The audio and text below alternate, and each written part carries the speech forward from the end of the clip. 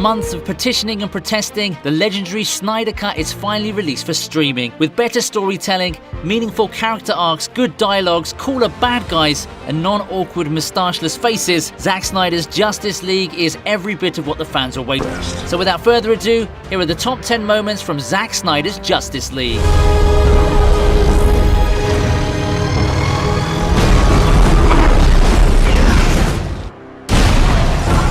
Kickstarting this list is the epic final battle against Steppenwolf, and mind you, it was epic even before Superman stepped in. It's no secret that the Snyder Cut was going to be darker and grittier than any other DC movie, but they aced it with the blood and gore, something even Marvel never played with. There's something so very satisfying when parademons get skewered on a trident. Okay, put all the action aside, the characters themselves are enough to rock this scene. Yes, they fought together a few times before, but it wasn't really together, was it? I'm so sorry. Everyone just did their own thing, but in the final battle, the group actually functions like a team. It's not every day you get to see Cyborg saving Aquaman and sharing a little bromance, and the killer soundtrack is an awesome backdrop to the adrenaline-pumping vibe.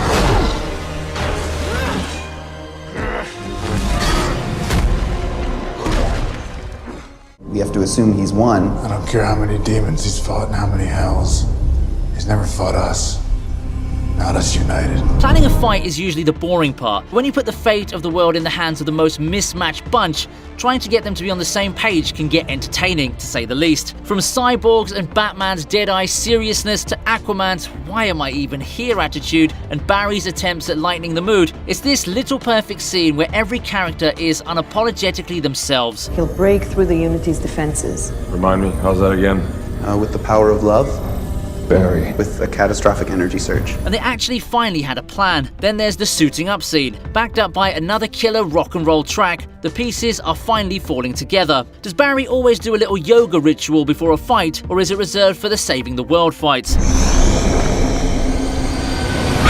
All in all, Snyder made perfect use of the striking differences in this motley bunch to mix and match doom and gloom, righteous power, and goofy freakouts. We actually finally have a plan. We have a plan. This is the only way. There are 6, not 5. There's no us without him. Resurrecting Superman is one of the major scenes in Justice League, but in the old Justice League, the only thing remotely entertaining was Barry's pet cemetery concerns. But Snyder took this chance to do a little bit more than crack zombie jokes and had the characters build a bond with each other in the most unlikely place. Who's gonna say it? I'm not gonna say it. Nothing like spilling drinks over a dead body, eh? This scene mashes an Amazon and an Atlantean talking about old feuds with two boys talking over a girl crush. And you think she'd ever go for a younger guy? She's 5,000 years old, Barry. Every guy's a younger guy. Yes, this movie is dark. Yes, it has a generous amount of doom and gloom, but Snyder has perfected the balancing act between humor and depth. Then the red flag that charges back takes the dead hero to Star Labs, where Barry puts his questionable taste of clothing to the test with poor Arthur. Beyond the humor and the puns, this scene marks a key point in the Justice League storyline, since it's the first time the team goes off on a mission without anybody bailing, even though not everyone likes his plan and manages to pull things off.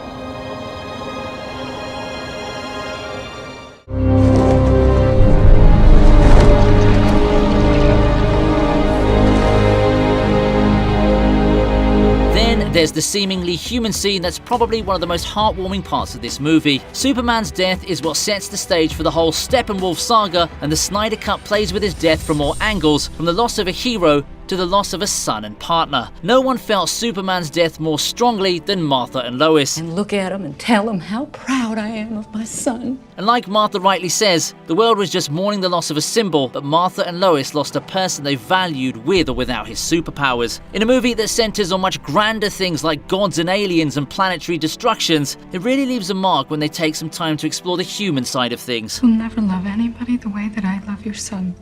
Okay, one human side of this conversation is played by Martian Manhunter, but he wasn't faking Martha's feelings.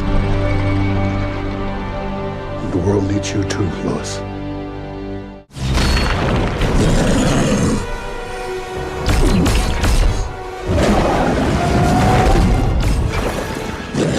The Snyder Cut took Steppenwolf a few notches higher. This puppy-eyed, sentinel, armor-clad alien is so much more of a better match than the snarling, gnarly, yet awkwardly hilarious monstrosity of the older version. The xenomorphy Steppenwolf is a ruthless hunter, and none of the fish sticks, as Joker calls them, stood a chance. The scene also gives a much-needed explanation on why, unlike the Amazons, the Atlanteans weren't defending the Mother Box by the thousands. Remember what we said about how the Snyder Cut is not squeamish about blood? This is one of the scenes where it paid off really well. I'm not saying that I enjoyed watching good Atlantean soldiers being slaughtered, it's that it makes much more sense when people die from wounds that actually bleed instead of people magically falling dead. And Mira fights back, and given all the water-bending powers she has, it's good to see her putting up a fight instead of just taking hell of a hit. Gotta hand it to her, trying to drain the water from Steppenwolf's body was a pretty smart move. Your queen left me on my father's doorstep and never gave me another thought.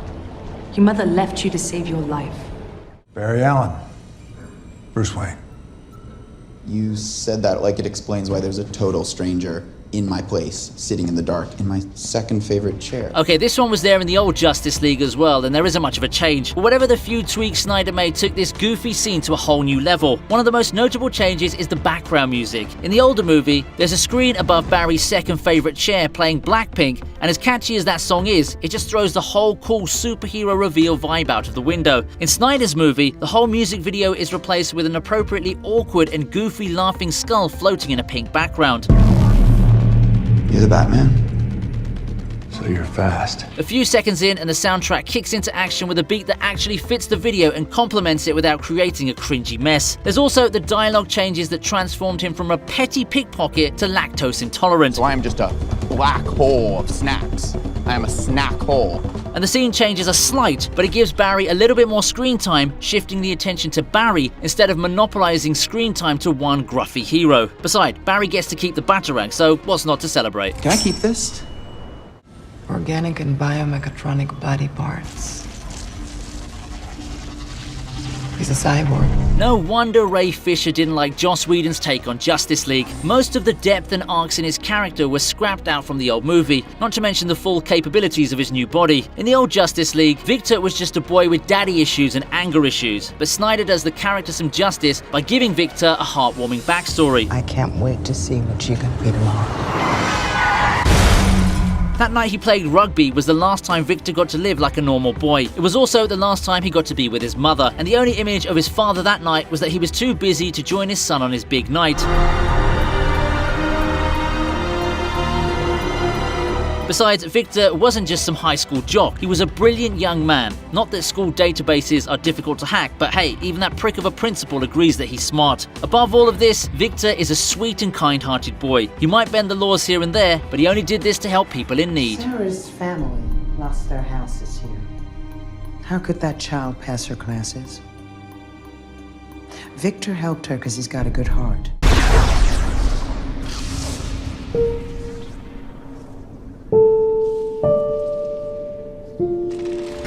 Next up is Flash's run-in with his future wife and her run-in with a truck that nearly flattened her out of existence. I don't see what all the hoo-ha about the Snyder Cut being too dark was. After all, it's laced with these brief moments, or really fast ones depending on your perspective, that dole out generous amounts of character facts in a super catchy way. This Iris West catching scene, or hot dog catching scene, again, perspective, is one of those scenes that's bound to grow on you. Again, a solid 10 for the music. This was something missing in the old Justice League. Music. Not the chaotic, clumsy kind, but something that was really in sync with the characters' emotions, just as much as the events. And in case you're wondering, that hypnotic song is a piece of Rose Betts' cover of Song to the Siren. Waiting to hold you. Also, can we just take a moment to admire how gently and delicately Barry saved Iris, and also how his attention just switched like that to the flying hot dog. Pick your priorities, kiddo. See, in times of crisis, for dog work, I always bring a meat snack, because it makes them feel calm. I have come to enlighten you to the great darkness. I will bathe in your fear.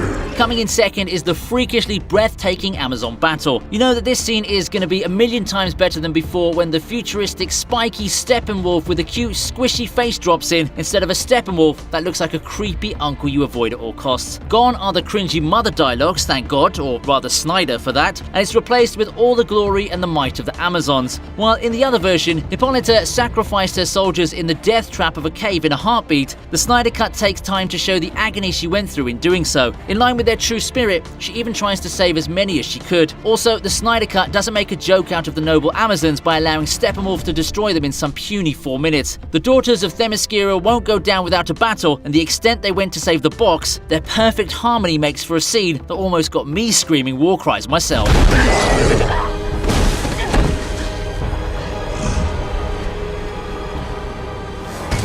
In the top spot is Superman's entry into the fight, and boy was it good to see his actual mouth on his face rather than that awkward CGI monstrosity. All matchy-matchy with Batman in his new suit, Superman sends Steppenwolf flying with one kick, announcing not so subtly that he's back in the fight.